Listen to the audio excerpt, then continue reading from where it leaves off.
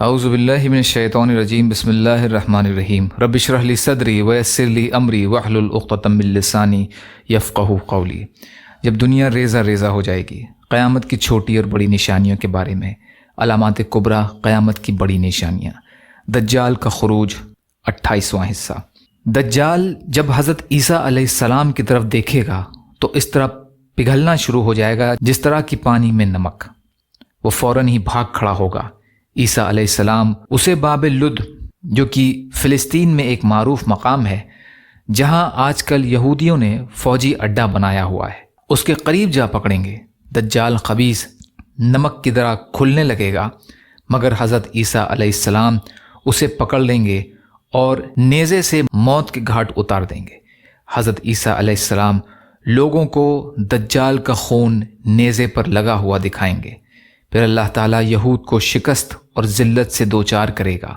اللہ تعالیٰ اپنی مخلوق میں سے ہر اس چیز کو قوت گویائی عطا فرمائے گا جس کے پیچھے یہودی چھپیں گے، سوائے غرقت کے درخت، کیونکہ وہ یہودیوں کا درخت ہے، وہ یہودیوں کا درخت ہے۔ سنن ابن ماجہ کی روایت ہے یہ۔ حضرت مجمع بن جاریہ رضی اللہ تعالیٰ عنہ بیان کرتے ہیں کہ رسول اللہ صلی اللہ علیہ وسلم نے فرمایا، دجال مدینہ کے قریب آئے گا اور اس کے بیرونی علاقے پر قابض ہو جائے گا، مگر اسے مدینہ کے اندر داخل ہونے سے روک دیا جائے گا۔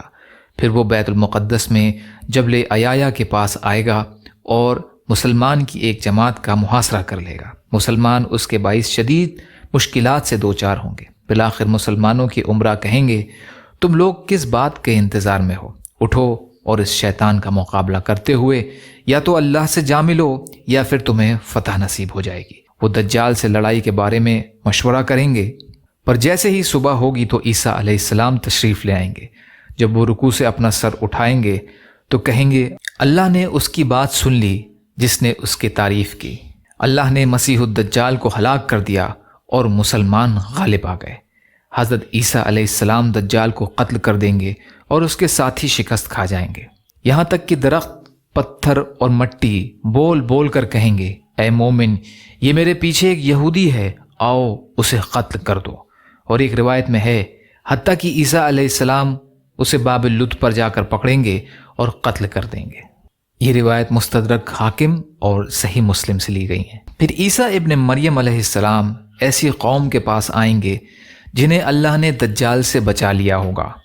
وہ ان کے چہروں کو پوچھیں گے اور انہیں جنت میں ان کے درجات کے بارے میں بتائیں گے۔ پھر اللہ تعالیٰ عیسیٰ علیہ السلام کی طرف وحی نازل فرمائیں گے کہ میں نے اپنے کچھ ایسے بندے پیدا فرمائے ہیں جن کا مقابلہ کرنے کی ہمت کسی میں نہیں ہے، اس لیے تم میرے بندوں یعنی اپنے ساتھیوں کو لے کر کوہ طور پر چلے جاؤ، کوہ طور پر چلے جاؤ۔ یعنی اس وقت اللہ تعالیٰ یاجوج اور ماجوج کو بھیجے گا۔ ان کا تفصیلی ذکر آگے آئے گا انشاءاللہ۔ اس سلسلے کا باقی حصہ انشاءاللہ کل کی ریکارڈنگ میں۔ یا اللہ ہم سب کو کہنے سننے سے زیادہ عمل کی توفیق عطا فرما۔ یا اللہ مظلوم فلسطینیوں کی، کشمیریوں کی، روہنگیا مسلمانوں کی اور مسلمان جہاں بھی پریشان حال ہیں ان کی مدد فرما۔ یا اللہ ہم سب کو اپنی استعداد کے بقدر اپنا حق ادا کرنے والا بنا۔ یا اللہ آپ قادر مطلق ہیں، آپ کے لیے آسان ہے، ہمارے لیے آسانیاں پیدا فرما۔ اپنے حلال میں سے دے دیجئے، اپنے حرام سے بچائیے، اپنے غیر سے بے نیاز کر دیجئے۔ ربنا تقبل منا انک انت السمیع العلیم برحمتک یا ارحم الراحمین۔ لا الہ الا اللہ محمد رسول اللہ۔ السلام علیکم۔